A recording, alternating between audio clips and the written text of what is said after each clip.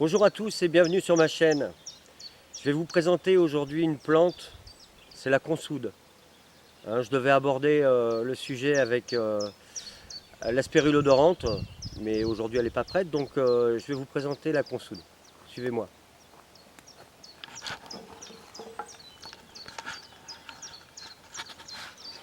Voilà le jardin.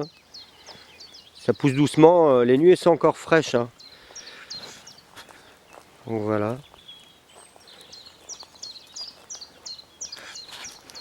Voilà la consoude.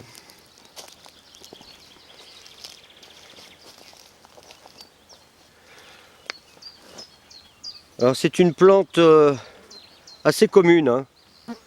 On la trouve dans tous les lieux humides, hein, au bord des chemins, dans les fossés, dans les sous-bois. Hein. C'est une plante qui peut faire entre 50 cm et 1 mètre de haut. Et elle a plein de particularités, hein.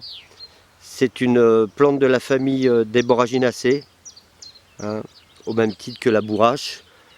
La bourrache qu'on voit ici. Vous la voyez. Alors elle s'évade facilement, hein. La propagation des graines se fait par les fourmis ou autres insectes. Donc vous la mettez à un endroit et elle se déplace dans le jardin. Mais c'est une plante assez belle.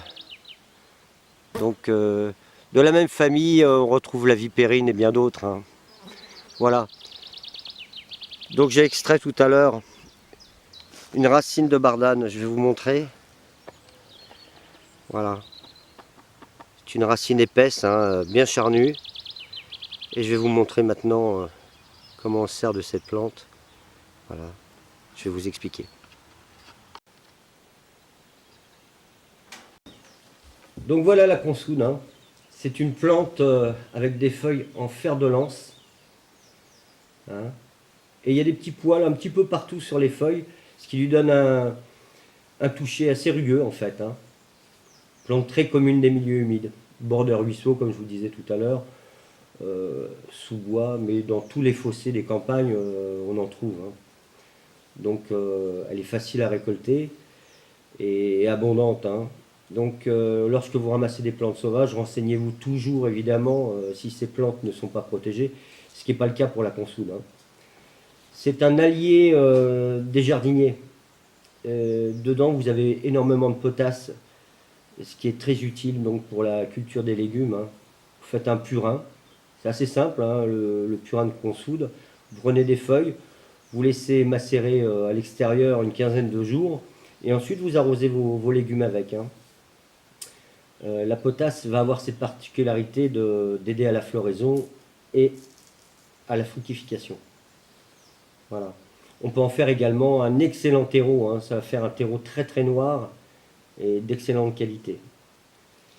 Maintenant, l'étymologie même du nom, consoude, nous renseigne donc sur ses propriétés médicinales.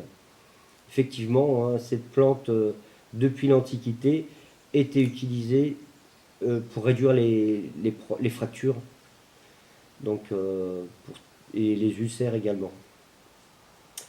Hildegarde de Bingen, au XIIe siècle, la prescrivait également en usage interne, en disant toutefois que son utilisation sans raison n'était pas bonne.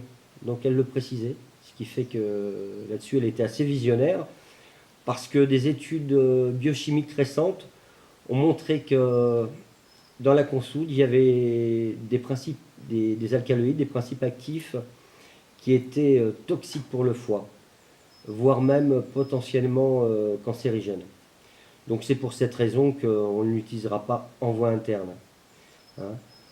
On pourra créer facilement des baumes, des petits baumes réparateurs, des choses comme ça. Maintenant, ces deux principes actifs pour lesquels on l'utilise sont les mucilages qu'il y a à l'intérieur. Les mucilages vont ramollir les tissus, hein. Donc, en plus, elle est, comment dire, elle est antiseptique. Maintenant, ça ne vous empêchera pas de désinfecter les plaies avant d'utiliser un baume, hein.